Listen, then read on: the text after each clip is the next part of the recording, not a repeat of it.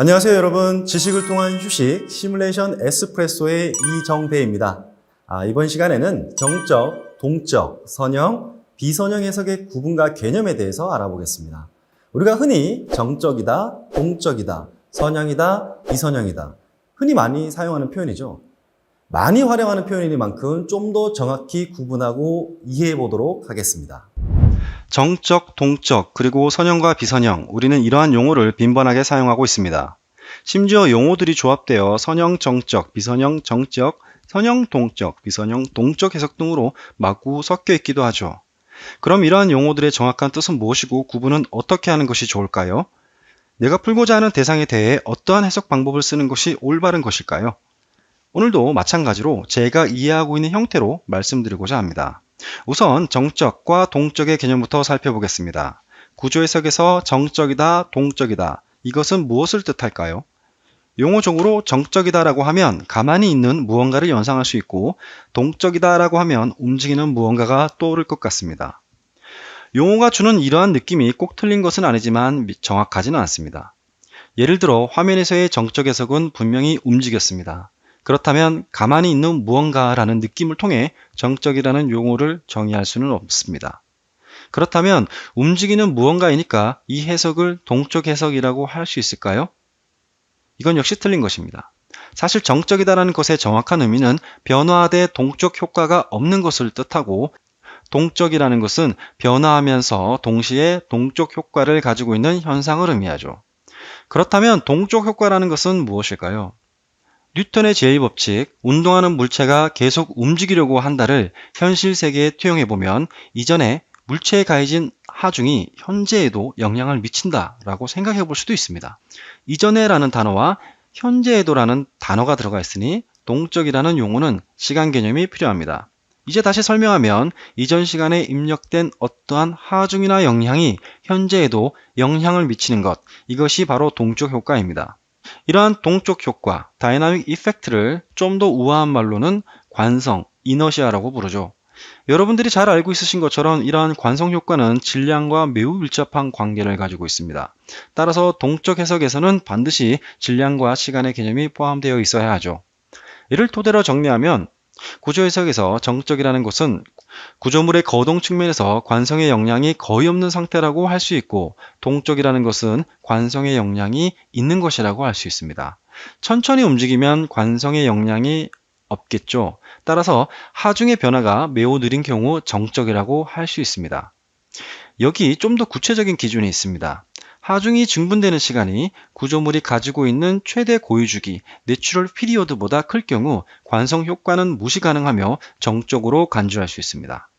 보고 계신 그림에서 시간에 따라 변하는 하중 F1, F2, F3를 취하고 관성의 영향을 무시한 채 구조 해석을 여러 개 수행하여 나열해 본다고 생각해 보겠습니다. 이는 시간에 따라 변화하는 하중을 고려하고 있으니 동적 해석일까요? 전혀 그렇지 않죠.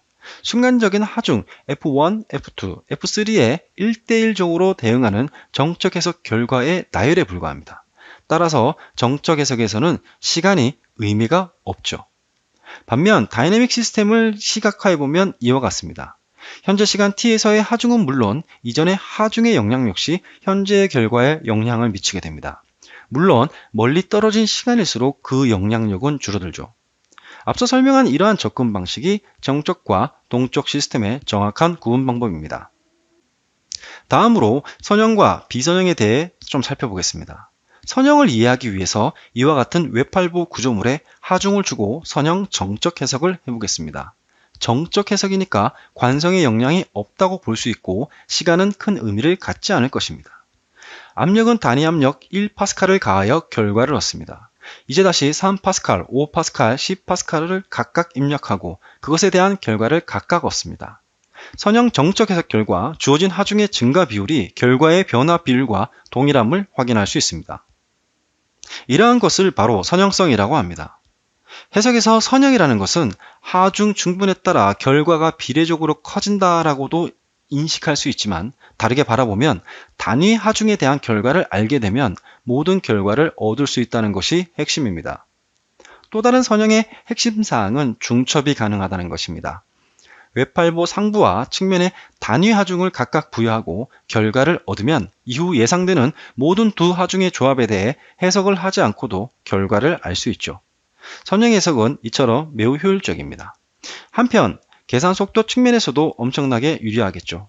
1편에서 이야기했던 강성 행렬이 해석이 진행되는 동안 변하지 않기 때문에 시스템 방정식을 한 번만 풀면 되기 때문입니다. 한편 선형이라는 단어는 동적이라는 단어와도 어울릴 수 있습니다.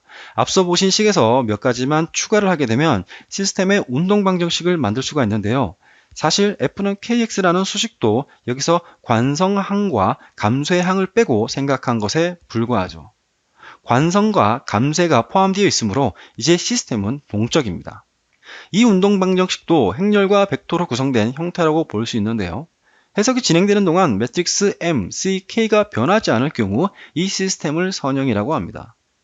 이 경우 활용할 수 있는 해석 기법을 선형 동적 해석이라고 하는데요. 고유 진동 해석의 결과를 활용하는 모달 타임 히스토리, 랜덤 바이브레이션, 리스판스 스펙트럼 해석 등이 모두 이 시스템과 관련 있고 통칭해서 리니어 다이나믹, 즉 선형 동적 해석이라고 합니다. 선형 동적 해석의 장점은 매트릭스와 벡터로 구성된 풀 이퀴에이션을 여러 개의 운동 방정식으로 분해한 디커플드 형태로 만들어 계산하고 이를 중첩하여 결과를 얻을 수 있으므로 비교적 매우 빠르게 결과를 얻을 수 있습니다. 그렇다면 비선형이라는 것은 무엇일까요? 비선형은 선형성을 가지지 않은 모든 경우라고 할 수 있습니다. 비선형적 응답을 야기하는 주요 요인은 재료, 경계 조건, 그리고 기하학적 비선형성입니다. 이 중 하나라도 해석에 고려되어야 한다면 비선형 해석을 수행해야 하며 앞서 설명드렸던 선형 해석의 장점, 비례성, 중첩성 등은 활용할 수가 없습니다. 비선형 해석이라는 것은 응답이 비선형적이라는 의미이기 때문에 선형 해석과는 다르게 해석이 진행됨에 따라 운동 방정식의 개수들이 변경되기 때문에 해석에 필요한 계산량이 선형 해석에 비해 어마어마하게 커집니다. 정적, 동적, 선형, 비선형의 개념을 우리가 개략적으로 이해해 보았는데요. 이를 조합하면 이와 같이 4개의 해석 기법 형태로 구분할 수 있고 오늘 살펴본 이야기를 통해 풀어서 써보면 이렇게 쓸 수도 있을 것 같습니다. 사실 세상의 모든 구조물의 고동은 비선형적이고 동적입니다.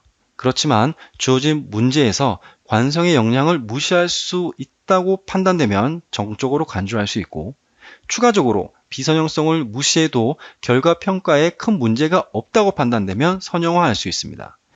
이러한 가정을 통해 복잡하고 난해한 시뮬레이션을 매우 효율적이면서도 간소화하여 실제 엔지니어링 영역에 활용할 수 있죠. 오늘은 정적, 동적, 선형, 비선형 용어의 개념에 대해 알아보았습니다. 네, 오늘은 정적, 동적, 선형, 비선형 해석의 구분과 개념에 대해서 알아봤습니다. 다음 이 시간에는 뉴턴 랩선법을 활용한 비선형 정적 해석 절차에 대해서 알아보겠습니다. 끝까지 시청해 주셔서 감사합니다. 행복한 하루 보내세요.